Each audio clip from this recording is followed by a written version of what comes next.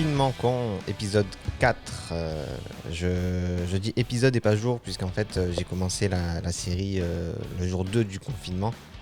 Donc du coup j'ai un jour de retard. Je ferai sûrement 2 épisodes sur un seul jour pour rattraper et pouvoir redire jour 1, jour 2, jour 3, etc. Mais donc aujourd'hui, je vais vous parler de tour de cartes, tour de magie, parce que le confinement, ça peut vous permettre d'apprendre un petit peu à faire de la magie, pas pour le plaisir de faire de la magie, mais pour vous occuper déjà vous quand vous allez apprendre, et surtout si vous avez des enfants, c'est la magie c'est quand même assez simple, et plus le spectateur est jeune et plus ça marche. Certains se rappelleront d'un anniversaire où il y avait des enfants et avec un couteau et je sais plus quoi, j'ai réussi à faire tenir toute la soirée un jeune qui était devenu fan de moi. Donc voilà, vraiment, c'est pas compliqué de faire de la magie quand on a un public jeune. Donc j'ai choisi de faire de la magie avec des cartes. Pourquoi? Parce que on est confiné, donc acheter du matériel spécifique à la magie, ça n'est pas forcément possible, même si ça se trouve facilement sur Internet, sur Amazon par exemple. Et donc là, le tour de magie, les deux choses que je vais vous présenter, c'est pas vraiment des tours de magie, mais c'est deux principes clés pour la magie avec des cartes.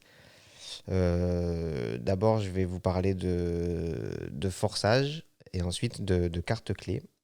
Donc le forçage, qu'est-ce que c'est? C'est simplement le fait de forcer une carte. Donc c'est-à-dire que vous donnez l'impression à votre public que c'est lui qui choisit une carte, alors qu'en fait, vous l'avez décidé à l'avance. Pour l'illustrer, je vais prendre par exemple l'as de cœur que je place sur le dessus du paquet. Si par exemple je vous demande de couper n'importe où dans le jeu, donc peu importe où vous coupez, et je ferme la coupe comme ça pour marquer l'endroit où vous avez coupé, en discutant, si après je vous explique que je vais vous faire un tour de mentalisme par exemple, que je vais deviner votre carte, là vous avez oublié un peu ce qui s'est passé dans cette coupe, même si c'est vous qui l'avez fait, ça vous vous en rappelez, c'est même vous qui pouvez reposer dessus, là je suis tout seul donc je le fais moi, mais je peux le faire sans toucher les cartes. J'ai pas de retour vidéo de ce que je fais, vous n'êtes pas obligé de me croire, mais par contre, vous savez que c'est l'as de cœur, si je me suis pas trompé. Je me suis pas trompé. Donc voilà, c'est un truc tout simple, mais forcer les cartes, il y a plein de manières de le faire, et ça permet en fait de donner l'impression au spectateur qui choisit une carte, sauf qu'en fait, vous savez déjà à l'avance ce que c'est, donc après, vous pouvez faire du mentalisme, comme je dis, vous pouvez faire semblant de chercher comme ça dans le jeu. Je pense que ta carte, elle est peut-être par là. Hop, hop, hop. Et du coup, la retourner. Voilà, c'est assez simple et ça marche. Et on peut le décliner dans plein de trucs. C'est pas forcément comme je l'ai montré là. Il y a plein de façons de l'appliquer. Et deuxième tour qui est aussi simple et qui marche, c'est le principe de la carte clé. C'est-à-dire qu'en fait, euh, vous demandez à votre spectateur de choisir une carte, peu importe laquelle. Donc là, c'est le 3 de cœur. Il la pose sur le dessus. Moi, je me rappelle de l'as de cœur qui est en dessous. Je fais une coupe. Bon, tout bêtement, le 3 de cœur se retrouve en dessous de l'as de cœur. Donc, la carte du spectateur, je sais où elle est placée. Ça marche. Il y a plein de façons de le faire, encore une fois. Savoir où est sa carte par rapport à une autre, ça marche. Et on peut aussi mélanger les cartes. Alors, tout à l'heure, forcer une carte, forcément qu'on peut mélanger puisque la carte, on la sait à l'avance. Là aussi, on peut mélanger les cartes puisqu'en fait, le mélange qu'on fait en France, en Europe, celui-là, mine de rien, il change pas trop l'ordre des cartes.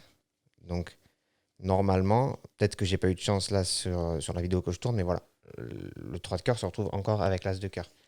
C'est sûr, si vous faites le mélange à l'américaine, donc ce mélange-là, ou si vous faites le mélange de poker, c'est-à-dire étaler toutes les cartes sur la table pour les remélanger, là c'est plus compliqué. Mais vous voyez que même avec un mélange à l'américaine, la carte se retrouve toujours en dessous. Donc voilà, c'est deux petits trucs. Il y a plein de tours de magie avec les cartes. Honnêtement, avec les cartes, la difficulté, c'est juste de la dextérité. Donc n'importe qui peut y arriver, ça demande juste de l'entraînement.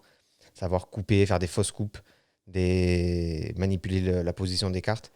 Ça demande du travail, mais vous avez le temps déjà, puisqu'on est confiné. Et l'effet est quasiment toujours garanti. Donc ça vous permettra à vous de passer un peu de temps si jamais vous savez pas trop quoi faire. Et en plus, si vous avez des enfants, je vous dis, Ils vont être facilement émerveillés par le fait que vous soyez devenu magicien. Donc je vous retrouve demain, puisque je pense qu'aujourd'hui il n'y aura qu'un seul épisode. Je vous retrouve demain pour un nouvel épisode de Finement Con.